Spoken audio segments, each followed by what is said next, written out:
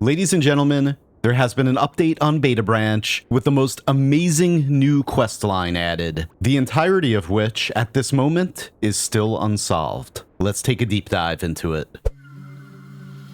So, over the last 4 months of my life, I have been extremely dedicated to one major project, an alchemy run, focused on gathering all of the materials in the game, where I was going to experiment with all of them, mix them together, try to solve the cauldron, run electric current through all of them, freeze them, burn them, etc, etc. And now I have to give up on this project because the patch broke my save, which I'm a little upset about, but it really doesn't matter. The patch is amazing. I will do this again. I just wanted to show it and let you guys know that there's going to be a video coming out on the base building, on all of the materials, how to obtain them, and all of the crazy hidden alchemy there is in the game. So that'll be coming soon. But for now, we begin in the desert, past the pyramid. Soon, we will come face to face with a new structure, the Watchtower. If you don't want any more spoilers and you want to solve this main questline for yourself, stop watching here. I'm going to walk through the entire thing, and more, much more. Just know that this quest is very well designed and signposted, so it is fairly easy to solve on your own with a little bit of advanced Noita knowledge. Anyway, for the rest of us, let's go. Heading to the bottom of the Watchtower, we'll soon find this tube full of lava, which is actually in the shape of a downwards pointing arrow. Now, I spent hours last night ripping apart the entire world down there, and I didn't find anything new. This arrow does point directly at the nullifying altar and Mecha Colmy underneath that. So there might be something we have to do with them eventually. Anyway, for now, let's head up, where we'll find obviously more lava. Let's just drain this, and once it's fully drained, let's head up into the middle here, into this little room. Now, I know you could probably barely see this in the video, but it's a hint showing the fish pond with something above it in the sky. You know what to do. That's right. Let's head straight to the fish pond and see what is up there. The ominous temple. Yo. When I first saw this, the music, oh my god, just wait, guys, just wait. Ominous liquid in the ominous temple. Interesting. And then, milk potion. They added milk to the game. And more. Inside of this place, right in the middle here, we'll see a curious background tablet with some waves across the wall. And then up here, another curious structure, an upside down T structure filled with water and fish. But up here on the roof of this ominous temple, over to the left, we'll find this rock sign with an arrow indicating that we should travel further to the left.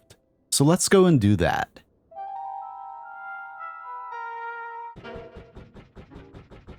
Another temple. Forgive my pronunciation, but Henkiva temple? This one, look at this up here.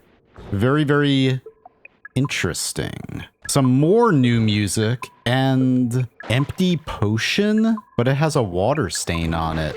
I can't pick it up normally, but telekinetic kick, huh? Another empty potion.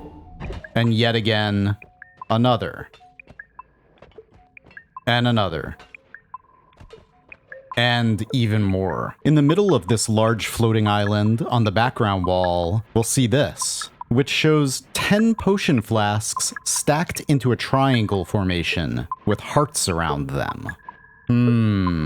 And to the left, this pool of pheromone. But for now, up above, there is yet again another stone sign pointing us further to the left. Barren Temple. Here's where things start to get very interesting. Some nice, calm, tranquil music. This strange design on the background wall beneath us. And past this ice, another potion. Oh my god! It woke up! We have a Mimicium potion. Did it just squeak at me? Yes, it did. These might be the cutest things in the entire game now. I'm sorry, hammies, but a book. What is this? Adept's Note.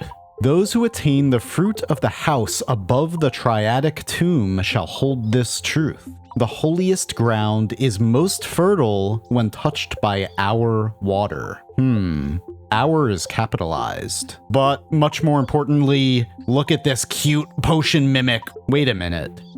I just came up with an interesting idea. Are you picking up what I'm putting down?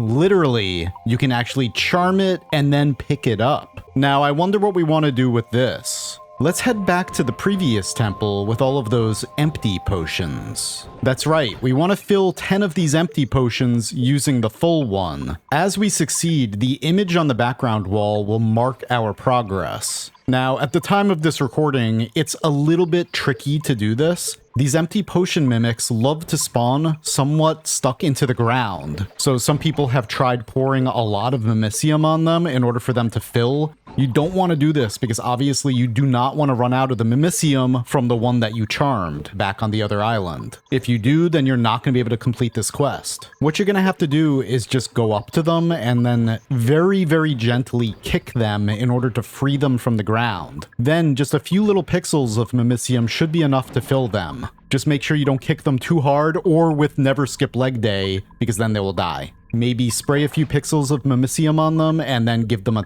tiny little kick. I had telekinetic kick, which made this a little bit easier for me because just tossing them across the world will not kill them with telekinetic kick. Also, do not charm these other empty ones and then try to pick them up, because at the time of this recording, that will break the quest. Anyway, once you fill all 10, this part of the puzzle will complete, and the Sea of Mimicium spell will spawn.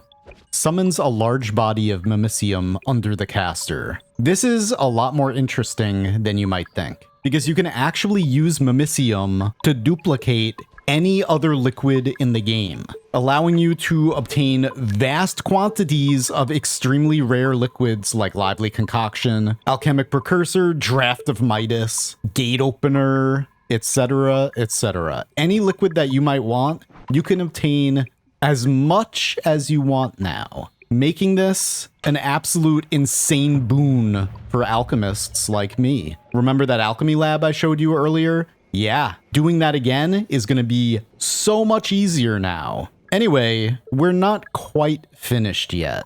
Remember that strange design on the back wall back in the Ominous Temple? Yeah, let's head back there. And then now let's drop down inside. And there was that small amount of ominous liquid down there. Let's flood this entire area with more ominous liquid. And there we go. A chest spawns. Let's grab that. And touch of grass. Really? Transmutes everything in a short radius into earth, including walls, creatures, and you. Unless? What does it mean by unless? Oh, wait a minute. Do you remember seeing something earlier that looked a little bit like grass? Interesting. Well, let's give it a try. Whoa, nice. We just created grass across this entire surface, and cessation. The caster enters the realm of no realm. 0 mana drain. Interesting. The realm of no realm, eh? An important note is that when you cast the Touch of Grass spell when you're underneath the sun, it will not kill you. The AoE is also smaller under the sun, but if you're underground, well, you're gonna die. Unless, of course, you use a trigger, timer, long distance cast, as with any other touch of. Now, if we head all the way back to that first ominous temple, we can see that there's actually another stone sign pointing us to the right. So, let's go. Past one of the hints for the Sun Quest, we find the Loair Temple. Interesting. Let's just go over here and then drop down. A Loair. 100 HP, wow. He's just a little guy. It's Boldy. Or Dwayne. Okay, well, this boss is actually extremely interesting in that not only does it match your max HP, but damaging it also damages you. It completely mimics or mirrors you, the player, right down to killing you when you kill it. How to avoid that? Oh, by the way, look at that. It also happens to reward you by spawning 3 player Kumatis ghosts when it dies. Fun, fun, fun. So what I did to kill it, this is, you don't have to do this, but I used, healing definitely helps a lot. I used an infinite circle of vigor, and I used venomous curse to do the killing of the boss. Cessation allows you to enter another realm briefly, or if you happen to vastly increase the lifetime of it, you can stay there for a little bit longer and maybe even witness something very interesting. I'm gonna down a bottle of lively concoction as well, pop one of these circles of vigor, maybe 2, and then do a bunch of damage to the boss real quick, and then enter into the realm between. The gods cannot find you. The gods are looking for you. As luminosity increases, the secret will reveal itself. 320 -33. What the... Anyway, let me get out of here real quick before I get killed by my ghosts. They may end up killing themselves, and then hey, you got 3 really good wands possibly. And on the eastern side of the Loair ruin, you'll find another new material.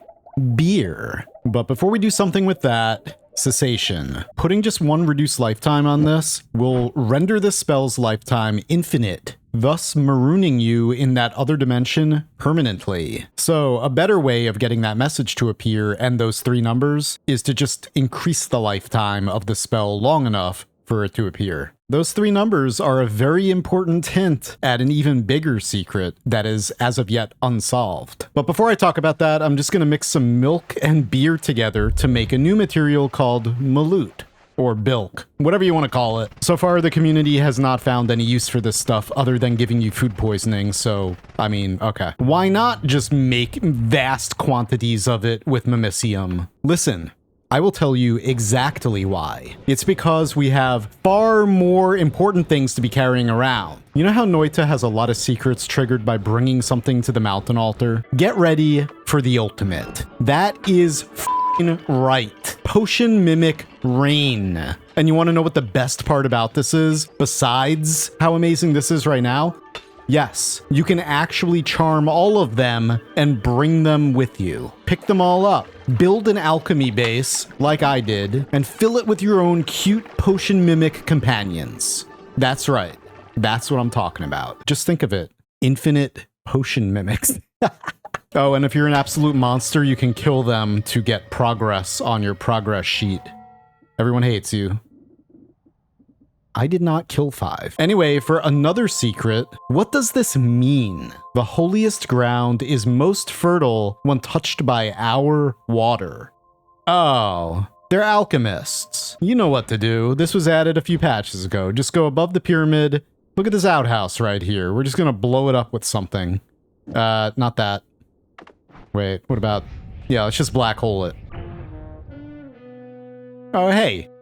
Nice. So, if you use Touch of Gold to create a pool of urine, our water, the alchemist's magic water, the holiest of liquids, and then you cast Touch of Grass into that, it actually creates helium gas, which might not seem like much to you, but this is an actual strong method of healing that you can obtain without even fighting a boss. So if you can't find any other healing, no healing bolts, no deadly heal, no circle of vigor, you can get healing this way. All right, and now for the meaning of those numbers from Cessation. Really early on, one of the prevailing theories was that if we adjusted our brightness, our contrast, and our gamma to match those numbers, so 3, 20, and then -33, which is the lowest you can put gamma, that something might appear, maybe some glyphs on the back wall for us to read.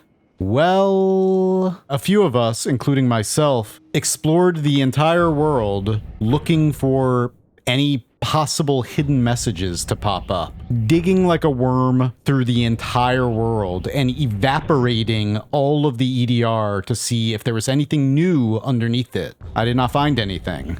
However, this theory is actually correct. We just didn't know it yet. Eventually, late last night, Congaline, the main creator of the Apotheosis mod, shared these images of the background hints in the temples with some strange designs embedded within them. He had found a code. By opening up these game assets inside an editing software like Photoshop and then adjusting gamma, brightness, and contrast, you can make these strange symbols appear. The Noita cryptoanalysis community, the community working on the eyes for years, are hard at work trying to solve this one now. Now we have not one, but 2 difficult ciphers to solve. Amazing. Thank you so much.